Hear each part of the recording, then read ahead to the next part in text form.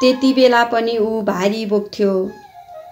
सानो र कलिलो कुर्कुच्चा बाङ्गो पारेर भारी बोकेको देख्ने जो कोहीले माया गर्थे। भारी बिसाएपछि ज्यालामा त्यो चाहिँ चिया खाए भनेर 5 रुपियाँ थपिदिन्थे। दोकादे नाम्लो भिरेर एका बिहानै बस पार्क झर्ने मोती बहादुरले सानैदेखि राजुलाई पनि भारी बोक्न सिकायो।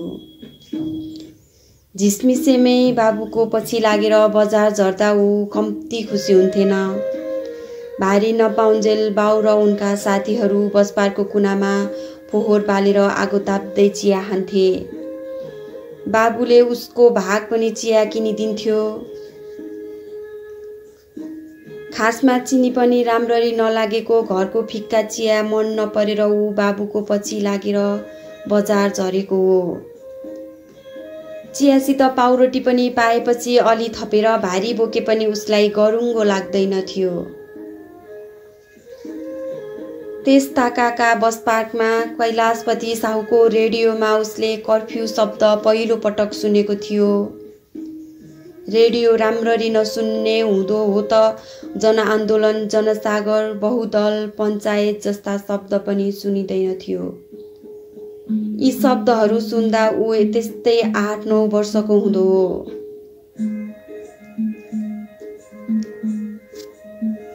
कानमा अलिकति कर्फ्यूको रन्को परेपछि उसका बा बस पार्कतिर झर्न छाडे।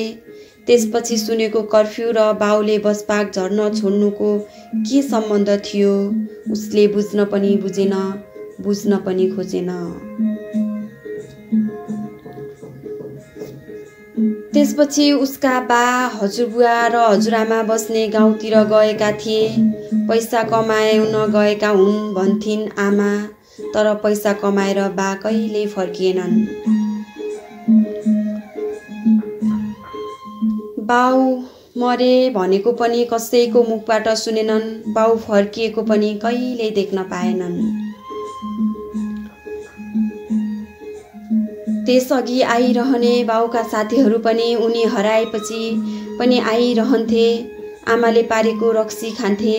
राति अबेरसम्म हाँसी मजाक गरी नै रहन्थे। आमा पनि खुसी हुन्थिन्।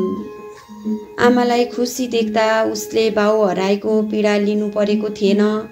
साँच्चै असल थियो राजु। सधैँ रक्सी खान आउने आमाका साथीहरूले पनि उसलाई ज्ञानी छ भनेर फकाउँथे।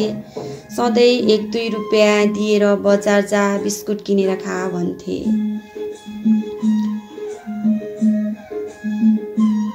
एक दिन ऊ बिउजिएदेखि हराएकी आमा आजसम्म भेटिएकी छैनन्।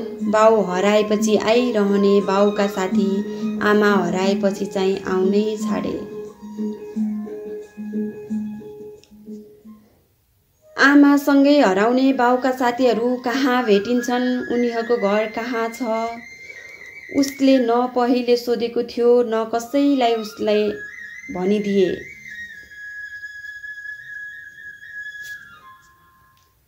जिन्दगीका धेरै कुरा अलमलमा बितिरहेका हुन्छन्। अलमल छिचोल्दै अघि बढिरहनेहरू अगाडि पुग्छन्।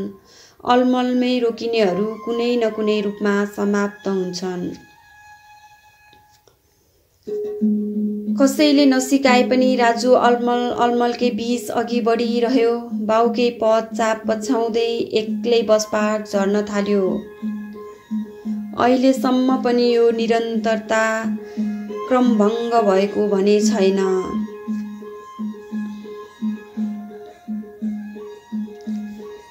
त्यसको 16 वर्षपछि ऊ 22 वर्ष भयो।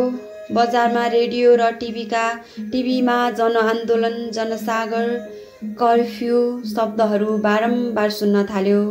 बजार ठप्प भए। यसपालि फेरि कर्फ्यू शब्द उसको कानमा पर्यो।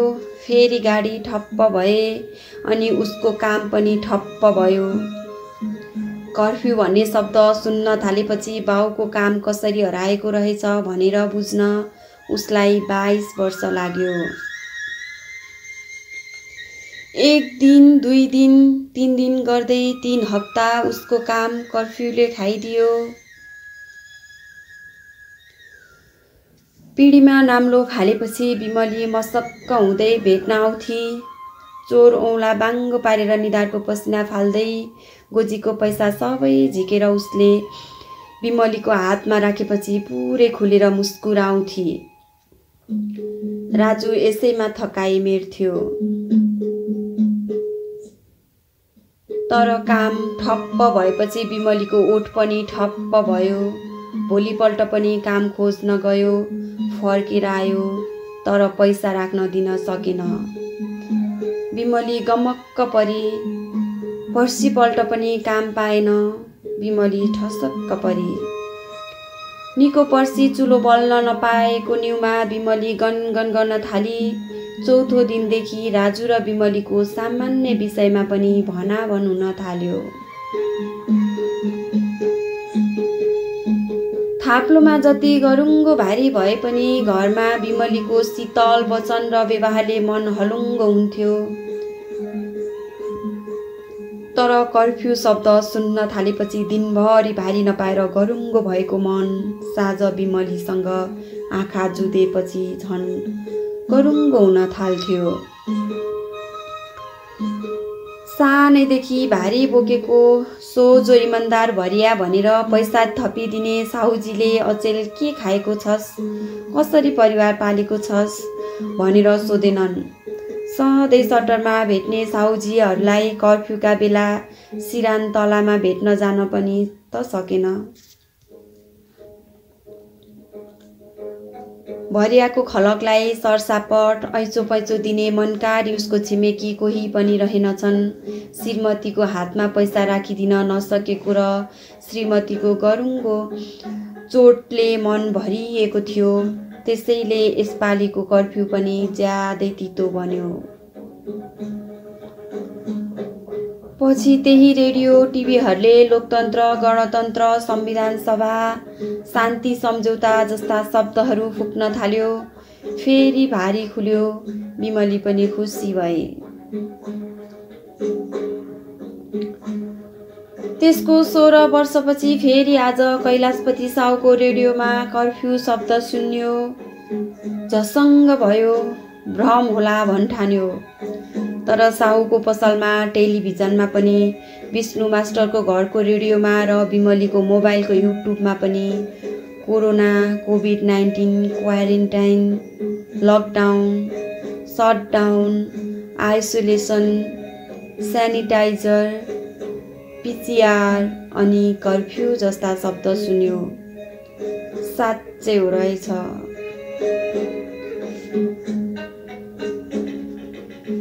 टाउको भारी भए जस्तो भयो अनि मन अमिलो भयो। आँखा तिरमिराए जस्तो भयो। फेरि कर्फ्यू उसको आफैलाई प्रश्न गर्यो।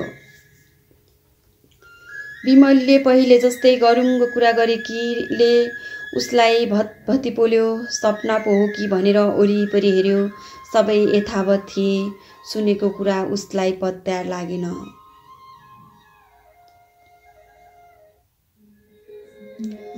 भोलिपल्ट झिसमिसेमै बसपाट झर्यो। उसलाई पछ्याउँदै बिते पनि झरेको थियो। आफू सानो छँदा असाध्यै मनपर्ने दुध चिया यो 6 वर्षको छोरालाई पनि खुवाउने रहर थियो। विमलीको मुहारमा मुस्कान छर्ने रहर थियो। तर आज बस पार्कमा न बस थिए न पसल खुलेका थिए। दुध चिया र पाउरोटी खाने पसल पनि खुलेका थिएनन्।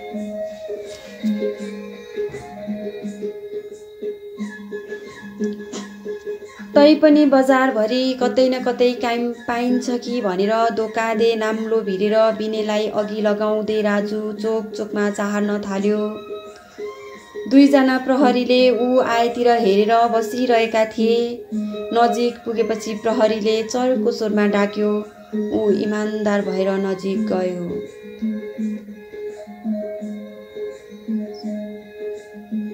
ओइ साले, कान समातेर उठबस गर। किन हजुर? कर्फ्यू लागेको बेला किन हिँडिस्? किन, के भयो हजुर? हिँड्न हुँदैन र? उसले नजानेरै सोधेको हो। धेरै बोल्छस्, यो हिँड्ने बेला हो। खुरुक्क उठबस गर। पुलिसले ख्याल भनेको होला भन्ठानेर राजु अमिलो मुख लगाएर हाँसिरह्यो। ओइ सुनेनस् कि नटेरेको? ल सुरु गरिहाल, 50 फेर उठबस गरिहाल। राजु कान समात्ने तर्खर गर्न थाल्यो। ओइ फुच्चे, ल त पनि बाउले झैँ गर। बाउ 1 2 3 गन्दै कान समातेर उठबस गर्न थाल्यो। बाउतिर हेर्दै बिने पनि बाउले जस्तै गर्न थाल्यो। बाउ 1 फेर उठबस गर्दा बिने 2 फेर गर्न भ्याउँथ्यो। तर उसको ताल एक नासको थिएन। केही बेर अलमल हुने बित्तिकै पुलिसले झपार्थ्यो। ओइ किन रोकिएको? 50 पुगेपछि राजुले जानका लागि अनुमति माग्यो। अब जाउँ हजुर? यता अगाडि जाने होइन नि, उताबाट आएको उतै फर्किजा। उसले त्यसै गर्यो। फर्केर अलिक पर पुग्न नभ्याउँदै अघि भर्खर आएको बाटोमा प्रहरीले अड्डा जमाइसकेको रहेछ। पछाडिबाट लुकी छिपी आएका प्रहरीले बाउ छोरालाई सनासो भित्र पारे। सनासोले घचेट्दै बिने र राजुलाई घेराभित्र पुर्याए। भारी खोज्दै हिँडेको मान्छेलाई सनासोभित्र अचेटेको राजुले यो उमेरसम्म देखेको थिएन। कैलाशपति साहुको टिभीमा पनि यस्तो देखेको थिएन।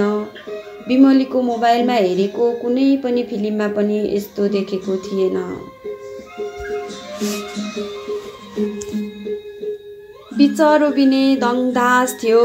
घरि बाउतिर हेर्थ्यो अनि घरि आफूतिर। किन यस्तो भइरहेको छ भनेर सोध्न पनि सकेन। भोकले बोल्न हिँड्न नसक्ने अवस्थामा पुगिसकेको थियो बिने। घरभित्र ऊ जस्तै अरू 12 जनालाई प्रहरीले जम्मा पारिसकेका रहेछन्। सबै उस्तै कपाल नकोर्नेहरू, मैला र झुत्रा लुगा त्यही पनि नमिलाइकन लगाएकाहरू, दैनिक नुहाई धुहाई नगरेकाहरू, कपालमा तेल जेल नलगाएकाहरू, अनुहारमा क्रिम नदलेकाहरू, जुत्ता नलगाएकाहरू, सस्तो र खिएर भुइँ भेट्नै लागेका चप्पल लगाएकाहरू, घामले डढेका अनुहार, गर्दन र पाखुरा भएकाहरू, पैताला पटपटी फुटेकाहरू, यस्तै। चर्को घाममा राखेर प्रहरीले आधा घण्टा अबोध बालक र राजुलाई कर्फ्यूको बारेमा पढायो। भोकले लखतरान भएको छोराले के बुझ्यो थाहा छैन। राजुले बुझ्यो कोभिड, कोरोना, क्वारेन्टाइन, लकडाउन, सकडाउन, मास्क, सामाजिक दूरी, आइसोलेसन, सिडिओको कर्फ्यू आदेश इत्यादि। त्यहाँबाट बल्ल तल छुटकारा पाएका राजुका बाउ छोरा अब सिधै घर जाने भनी मूल बाटो छाडेर गल्लीको बाटो हानिए। गाढा नीलो रङको सर्ट प्यान्ट, टोपी र जुत्ता लगाएका पुलिस भेटिन्छन् कि भन्ने त्रासले झसङ्ग हुँदै बेतोडले घेरातिर जाँदै थिए।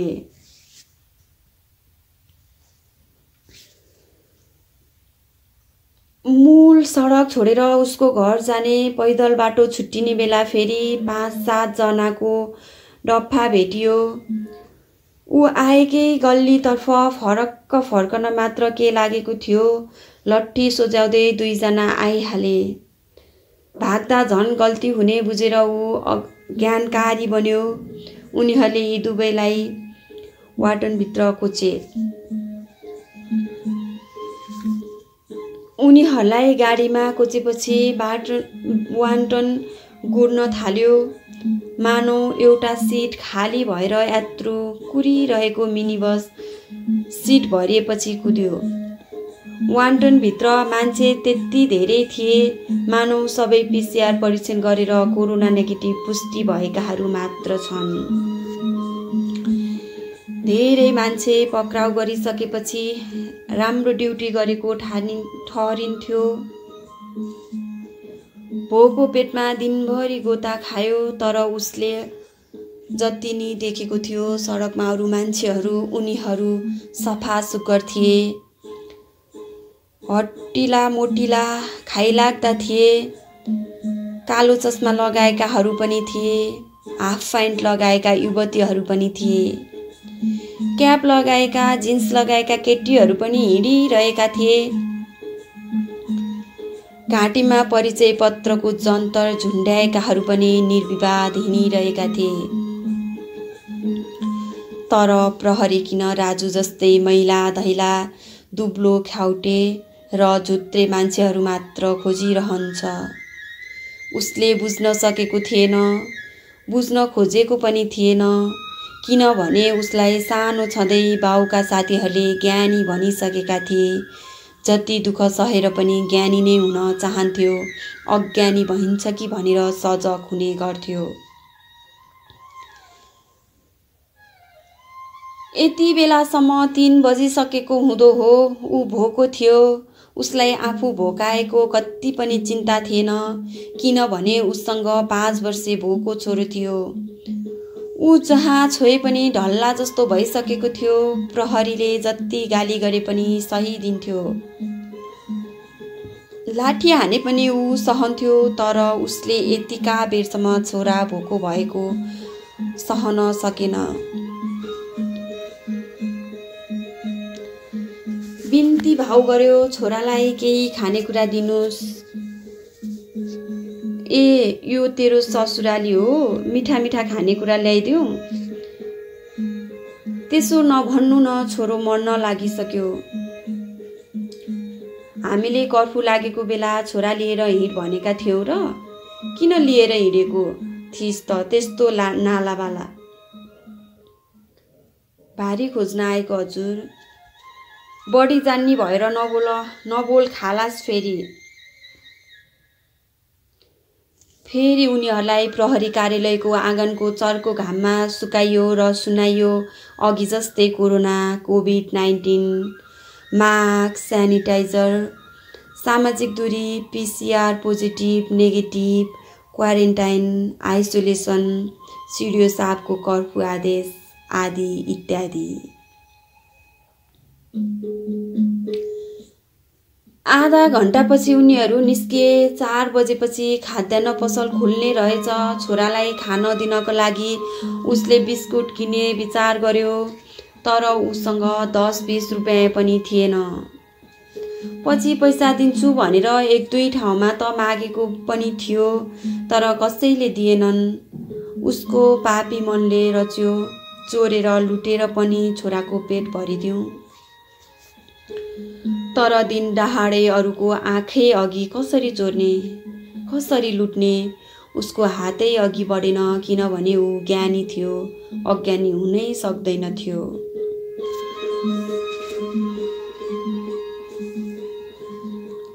छोरालाई काँधमा बोकेर ऊ उकालो लाग्यो।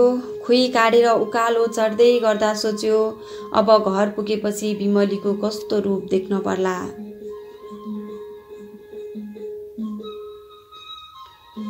बिमलीले मोबाइलमा हेरिरहेकी थिई। एउटा युट्युब च्यानलमा मच्ची 16-17 वर्षे ठिटो चिच्याइरहेको थियो। लौ हेर्नुहोस्, विश्वभरि फैलिरहेको ज्यानमारा कोरोना बोकेर बजारमा लखर लखर हिँड्नेहरूलाई पक्राउ गर्न प्रहरीले अपनायो नौलो तरिका। हामीलाई लाइक र सब्स्क्राइब गर्न नबिर्सिनुहोस् इत्यादि। उसले पुरै भिडियो हेरी। राजु र आफ्नो कलिलो छोराको गोता खाएको पनि देखी। फेरि अर्को भिडियो पनि हेरी। त्यसमा पनि त्यस्तै उमेरको अर्को ठिटो चिच्याइरहेको थियो। जब एउटा अपराधी एउटा 6 वर्षीय बालकलाई लिएर विभिन्न अपराध कार्यमा संलग्न हुन्छन्, तब यस्तो सजाय दिन बाध्य हुन्छ प्रहरी। हाम्रो च्यानलको सब्स्क्राइब बटनमा क्लिक गर्न नछुटाउनुहोस् इत्यादि। भिडियोमा देखि राजु र बिने नाला खाला पसिना चुहाउँदै उठफस गरिरहेका थिए। दुवै दृष्टिले बिमलीको आँखा तिरमिरायो, दिमाग चर्कायो। सोची घरबाट निस्केपछि अपराध पो गर्दो रहेछ राजुले। छोरालाई समेत किन अपराध गर्न लगायो? हेर्दा त खुब सोझो देखिन्छ नि। मेरो आँखा छलेर अपराध गर्दो रहेछ पख त्यसलाई। अनि कोरोना पनि बोकेर हिँडेको। घरबाट त खुब भारी बोक्न भनेर गएको थियो। तेरा बाउ छोरालाई घरमा त आइपुग्न मैले जानेको छु। पक्का पनि आज पैसा नकमाएको निश्चित गरी र बिमली मूल ओछ्यानमा खम्ल्याङ्ग घोप्टो परेर सुती। भान्सामा आगो बलेको थिएन।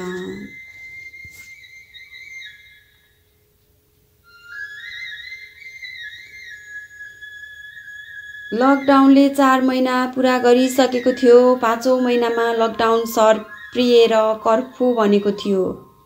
बजार झन् ठप्प थियो। घरबाट त परको कुना कोठाबाट कोसीसम्म पनि कोही निस्किँदैनथे। बिमलीको छोरो बिने निस्लोट बिरामी थियो। घरमा दिनहु मदौरो घुमेपछि बिने बिरामी भएको बिमली बुझ्थी। सबैले कोरोना लागेछ भन्देलान् भनेर बिमलीले बिनेलाई बाहिर निस्किन दिएकी थिइनन्। बिरामी छ भनेर कसैलाई सुईको पनि दिएकी थिइनन्। यसलाई त पुलिसदेखि सातो गएको हो, अरू केही होइन भन्थ्यो राजु। हेलपोस्टको ओखतीले 20 को 19 सम्म बनाएन। मगरको मेडिकल पनि लग्यो। 4 थरी ओखतीले छुँदै छोएन। धर्मे बाजेकोमा फुक्न पनि लगेको हो।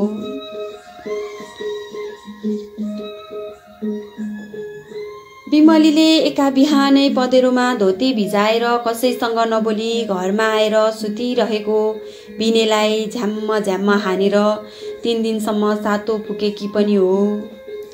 घाम डाँडामा बसेपछि राजुले चामलमा बेसार मास मिसाएर सालको पातमा पोको पारी बिनेको टाउकोमा घुमाउँदै देउताको नाम उडुवा डुलुवा मसान भूत प्रेत पिचाच सबैलाई मनसाएर दोबाटोमा लगेर राखिदिएको पनि हो। तर कति पनि विषेक भएको थिएन।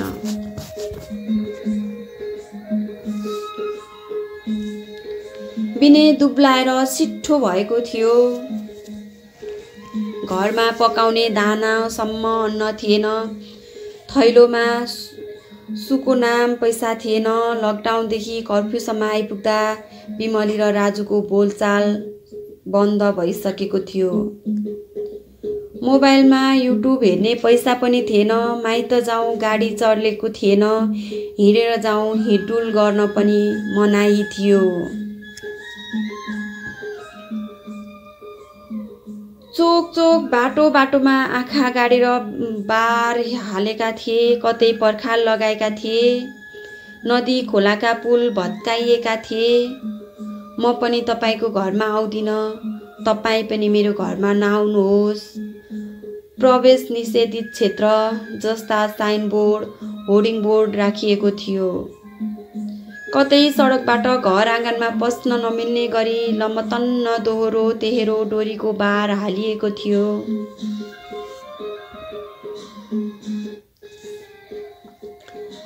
राहत भनेर 4 महिना अघि बाँडेको चामल बिमलीको घरमा एक सातामै सकिएको थियो। अब फेरि दोहोर्याएर राहत बाँड्ने हल्ला पनि सुनिएन। राममायाको एउटा सानो सुर्को मागेर काँक्रो र करेला लगाएकी थिए। बेचेपछि राजुले दिएको पैसामा थपथाप गरेर सामल जोड्न सजिलो हुन्थ्यो। उम्रियो, मलजल गरी हुर्काई, फुल्यो, फल्यो, सप्रियो। बेच्ने बेला भयो तर जताततै बन्द भयो। काँक्रो र करेला टिपेर खानु खाई नखानु खोरियामा लगेर फाल्दिए। सरसापट ऐचो पैचो कसले पत्याउने? कति समयसम्म लकडाउन हुने हो? आफै खान नपाउने अवस्था आउँछ कि भन्ने सबलाई डर थियो।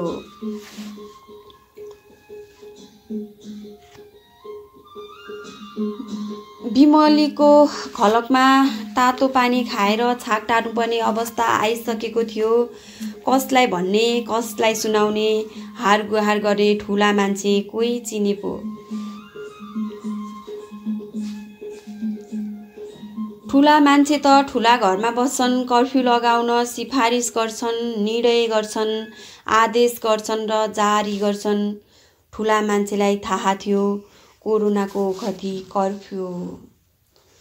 कर्फ्यू लागेपछि कोरोना किमार थाउँदैन, कोरोना नआइदिए अरू कुनै समस्या हुँदैन थियो भन्ने थाहा थियो। कर्फ्यू लाएपछि सिपाहीलाई सडकमा छाडेर सबैभन्दा सिरान तल्लामा मस्तसित निदाउन पाइन्थ्यो। कर्फ्यू सिफारिस गर्ने, निर्णय गर्ने, आदेश दिनेहरू मिलेर शास्त्रीय निषेधाज्ञा तोड्न पाइन्थ्यो।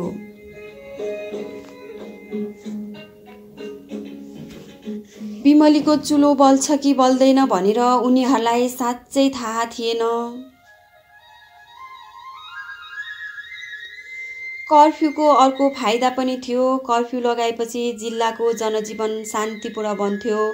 यस्तो शान्ति जहाँ रोए पनि आवाज घरभित्रै, झै झगडा मारकाट भए पनि कन्दन चित्कार सबै घरभित्रबाट बाहिर निस्कँदैनथ्यो। रोग र भोकले कोही मरे पनि गुपचुप अन्त्येष्टि गर्नुपर्ने, हल्ला भयो भने कोरोना लागेर मरेको आरोपमा बास उठ्न सक्थ्यो।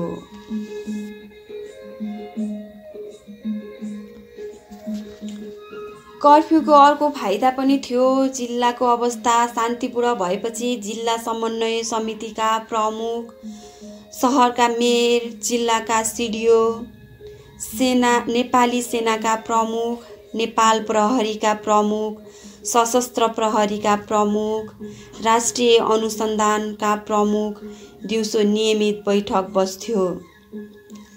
जिल्ला भ्रमण गर्थे, बेलुकी नियमित भेला हुन्थ्यो। भेला भने निश्चित ठाउँ थिएन, आलो पालो हुन्थ्यो। कहिले जिप्रका, कहिले ब्यारेक, कहिले सिडिओ क्वार्टर, कहिले मेयरको क्वार्टर, अनि शास्त्रीय निषेधाज्ञा तोड्ने काम हुन्थ्यो।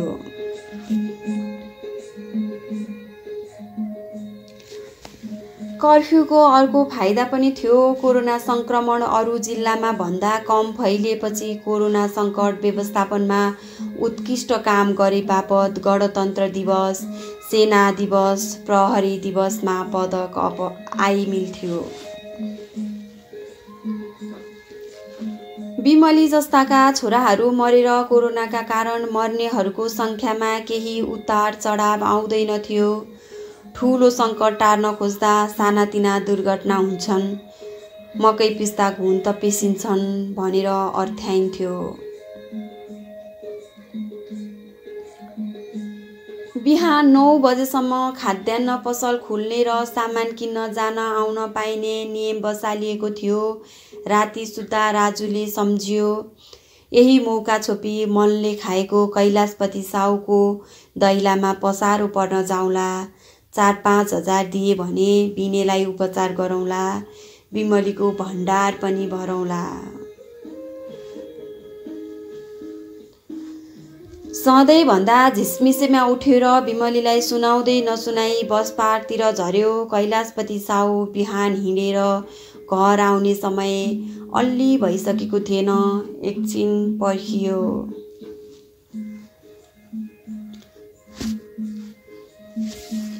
ए यो त यहाँ पो आएछ आज। कोरोनाको डर छ, खै के भनौँ, साउजीले परैबाट भने। साउजी, यो कर्फ्यू त एक दिन खुल्छ, त्यसपछि तपाईँले जे काम लगाए पनि म गर्छु। अहिले केही काम छ भने भन्नुहोस्, म सास फ्याँकेर पनि गर्छु। तर आँखै अगाडि जहान छोराछोरी भोकै मरेको म हेर्न सक्दिनँ। तातो पानीमा नुन हालेर खाएको पनि 2 दिन भइसक्यो। मेरो छोरा बचाइदिनुहोस्, मेरो बुढी बचाइदिनुहोस्। विस्तारमा भन्छु भनेर सोचेको कुरा राजुले एक सासमा भन्यो र साहुको अघि हात फैलाएर रोयो।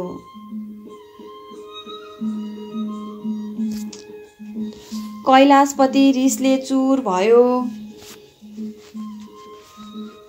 तेरो खलकलाई पाल्ने जिम्मा मैले लिएको छु र।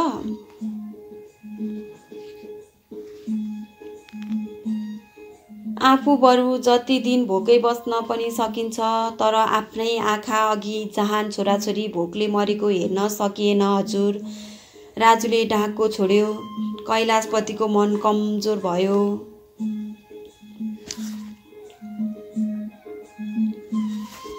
बेला यस्तो छ, यस्तो घाँडो त अब दिनदिनै कति आउँछन्, कतिलाई पाल्न सक्नुहुन्छ। भित्रबाट आएको साउनीको आवाजले कैलाशपति झन कमजोर भए।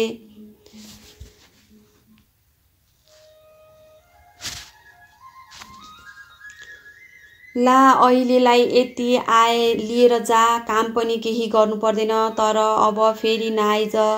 कैलाशपति च्यानल गेटमा चाबी लगाएर भित्र गयो। सिँढी चढ्दै सिरान तलामा पुग्यो र आकाशतिर हेर्दै पिङमा बिस्तारै मचियो। कैलाशपतिले दिएको 150 रुपैयाँ उसलाई लिनु नदिनु भयो। उसले त अलि दिनको गर्जो टार्ने गरी सापट मागेको थियो, तर साउजीको निगाहले पाएको यति पैसाले उसको 2 छाक पनि टर्दैनथ्यो।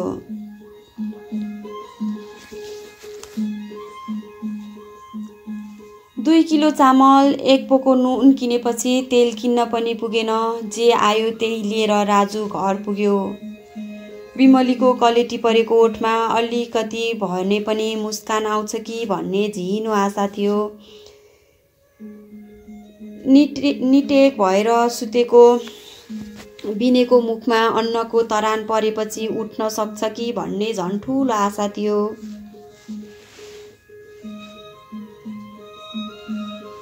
थकी शरीर ढर्मलाउँदै उकालो चल्यो। घर नपुग्दै तल्लो गराबाटै देख्यो आँगनमा एकातिर बिने, अर्कातिर बिमली र बिने लडिरहेको थियो। उसको हातको पोको एकाएक भुइँमा खस्यो।